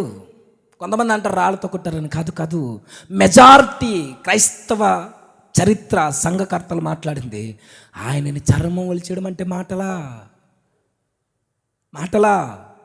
ఈ చర్మాన్ని అలా ఒలుస్తుంటే సజీవంగా ఉన్న వ్యక్తి ఎంత బాధపడతాడు. మన వల్ల అవుద్దా? ఇంత దారుణమైన మరణాన్ని ఎదుర్కొన్నాడు ఆయన. అపోస్తలులందరూ తలక్రిందులుగా సిలువేయబడ్డం, రాళ్ళతో కొట్టబడ్డం, తల నరికేయడం ఇవన్నీ చదవం. వారివి వేరే మరణాలే, కానీ అత్యంత బాధాకరంగా మరణాన్ని పొందిన వ్యక్తి నతానియేలు. చర్మమంతా ఒలి చేశారట. కొన ఊపిరితున్నప్పుడు తల నరికి చంపేశాడట. ఎందుకు చెప్పనా? ఒకే ఒక్క కారణం, సత్యం పక్షాన నిలబడినందుకు, ఈ లోకాన్ని మారమని చెప్పినందుకు, జీవితాన్ని మార్చుకోమని చెప్పినందుకు, దేవుడు మన కొరకు వచ్చాడని చెప్పినందుకు. ఈ లోకానికి సత్యం అంటే నచ్చదు, ఈ లోకానికి ప్రభు అంటే నచ్చదు, ఈ లోకానికి నిజాయితీ అంటే నచ్చదు, ఈ లోకానికి పరిశుద్ధత అంటే నచ్చదు. అలా ఉండమని చెబితే నిన్ను కూడా చంపేసింది ఆ రోజు. అత్యంత భయంకరమైన సహీద మరణాల్లో ఒకటి ఈయనదే. చర్మాన్ని ఒలిచి చంపేశారట. ఎన్ని గావు కేకలు పెట్టుండాలి మహనీయుడు. అలా బతుకుండగానే చంపేస్తే ఆయన మరణాన్ని బట్టి ఇప్పటికి ఆర్మేనియా ప్రాంతంలో ఒక పెద్ద గుంపు ఏర్పడింది. ఇప్పటికి ఉంది క్రైస్తవ్యం. ఆయన వేసిన పునాది. చివరగా ముగించే ముందు, ఆయన శరీరాన్ని అయితే ఈ లోకం చేల్చగలిగింది, కానీ ఆయన విశ్వాసాన్ని అణువంత కూడా కదపలేకపోయింది. ఆయన తలనైతే నరికివేయగలిగింది, కానీ ఈ లోకం ఆయన హృదయాన్ని మార్చలేకపోయింది. మోసం లేని హృదయం అని ప్రభువు చెబితే ప్రారంభమే మోసం లేకుండా ప్రారంభమైన ఆయన జీవితం చివరి వరకు అలానే కాపాడుకునే జీవితాన్ని ముగించాడు. ఎందుకయ్యా నతానియేలు నీకింత బాధ అని అడిగితే, ఇది నాకు బాధ కాదు, నా ప్రభువే నా జీవితంలో కలుగు చేసుకోకపోతే నేను పర్ఫెక్ట్ కాదు, నేను మంచోని కాదు, నేను నిజాయితీపరుణ్ణే, కానీ నా హృదయం మంచిది కాదు. నాకు ఆదాము నుండి సంక్రమించిన పాపం నాలో కూడా దోబుచ్చులాడుతుంది. నేను యథార్థవంతుణ్ణే, కానీ పరిశుద్ధుని కాదు, నాలో నీతి లేదు. నా ప్రభువు నా కొరకు పశువుల పాకలోనికి వచ్చి పశువుల పాకలో నిద్రపోయిన ఆయనకి తల వాల్చుకోవడానికి కూడా స్థలం లేకుండా అలసిపోయిన నా ప్రభువు ఆ కలువరిగిరిలో తల వంచి చచ్చిపోయాడు నా కోసం. అందుకు నేను ఆయన కోసం చచ్చిపోతున్నా. ఆయన సంఘం నుండి బయలుదేరు చెప్పిన మాట ఏంటో తెలుసా పెద్దలకి? అన్నలారా, ప్రభు మాట భుజాన్ని వేసుకుని నేను పోతున్నా, సంఘం జాగ్రత్త, నేను పోతున్నా, దేవుని రాజ్యంలోనికి అనేక మందిని తీసుకురావడానికి నేను పోతున్నా అని ఆ రోజు వెళ్ళిపోయాడు ఆయన. అలా వెళ్ళిన ఆయన్ని హతసాక్ష్యం చేసి పడేసింది. ఎందుకు చంపేసింది అని అంటే ఒకే ఒక్క కారణం, సత్యం అంటే ఈ సమాజానికి నచ్చదేపటికి, నీతిగా బ్రతకండి అంటే ఎవరికి నచ్చదు ఈ లోకంలో. చంపేశారు. ఎందుకు చనిపోయావని అడిగితే చెబుతాడు, నేను చనిపోవడం కాదు, నా ప్రభు నా కొరకు చనిపోయాడు కాబట్టే ఈ ప్రాణాన్ని నా ప్రభుకి ఇచ్చానంటాడు ఆయన. ఈరోజు ప్రాణాలకి తెగించిన విశ్వాస వీరుల జాబితాను నేను విన్నాం. అదే విశ్వాస వీరుల జాబితాలో పరంపరలో కొనసాగిన నతానియేలు జీవితాన్ని మనం విన్నాం. విని ఎక్కడో హృదయంలో నొచ్చుకున్నామని అనిపిస్తుంది. ఎక్కడో ఎంతలా మరణిస్తారా ప్రభు కొరకని మీకు అనిపిస్తుంది. ఎందరో మిషనరీల జీవితాన్ని మనం చదువుకుని ఏడుస్తూ ఉంటాం. కానీ ప్రభు కొరకు ఒక్క కన్నీటి బొట్టు చెమట బిందువునైనా మనం కార్చగలుగుతున్నావా? నతానియేలు గొప్పోడని చెప్పుకోవడం కాదు, మన జీవితం ఏంటి? ఎందుకు చనిపోయావు నతానియేలు అని అంటే, నా పాపం యొక్క బరువు ఏంటో నాకు తెలుసు, ఆ బరువు నా ప్రభు ఎలా మోసాడో నాకు తెలుసు. ఆయన కొరకు చచ్చిపోవడం ఏంటి? ముక్కలు ముక్కలుగా నరికేసిన నేను అలానే ఉంటాను ప్రభు అని అంటాడు ఆయన. మనకు అవేం అవసరం లేదు. చిన్న శోధన వస్తే ప్రభువుని బాహాటంగా సిలివేయడానికి రెడీ అయిపోతాం. చిన్న బలహీనత వస్తే చాలు ప్రభువుని వదిలేస్తాం మనం. లోపల కలుగుతున్న ఆ కోరికల్ని కట్టడి చేయలేక, వాక్యం అనే కళ్ళని హృదయానికి వేయలేక, రోజు చిన్న చిన్న విషయాలకి ప్రభువుని బాహాటంగా సిలివేస్తున్నాం. సిగ్గేయట్లేదా మన బ్రతుకులకి? ప్రాణాలు అర్పించిన వారి చరిత్ర ఇప్పటికీ మనం చదువుకుంటున్నా, కనీసం బ్రతకలేకపోతున్నామే. వారు చచ్చిపోయారు, మనం బ్రతకలేకపోతున్నాం. ఎంత వ్యత్యాసం! వారు ప్రాణాలు అర్పించారు, మన పాపంతో పోరాడలేకపోతున్నాం. ఎంత తేడా! వారి జీవితాన్ని ప్రాణధారగా పోసారు ప్రభు కొరకు, సంఘం కొరకు, రాజ్య విస్తరణ కొరకు. కనీసం ఒక తోటి విశ్వాసాన్ని రక్షించడానికి మాదిరి కనపరచలేని బ్రతుకులు ఇవి ఒక బ్రతుకులా? మన బ్రతుకునే కట్టుకోలేని మనం క్రైస్తవులమని చెప్పుకోవడమా? సిగ్గుచేటు. మోసం లేని హృదయంతో చివరి వరకు అదే స్థితిని కాపాడుకున్న నతానియేలు ఉంటే, రోజుకొకలా, పూటకొకలా, గంటకొకలా, నెలకొకలా, సంవత్సరానికి ఒకలా మారిపోయే మన జీవితాలు ఎట్లా? సిగ్గుపడాలి మనం. అపోస్తుల చరిత్ర చదువుతావో, ఆది సంఘ చరిత్ర చదువుతావో, మిషనరీలు చదువుతావో, మన ముందు మరణించిన త్యాగ జీవుల చరిత్ర చదువుతావో చదువు. వారు చచ్చిపోయారు, ప్రభు కొరకు ప్రాణాలు ఇచ్చారు. ప్రభు కొరకు ప్రాణాలు ఇవ్వడం గొప్ప సంగతి కాదు. నేను అంటాను మీకు పౌరుషం వచ్చేలా, ఆయన కొరకు నిలబడడం గొప్ప సంగతి, ఆయన కొరకు బ్రతకడం గొప్ప సంగతి.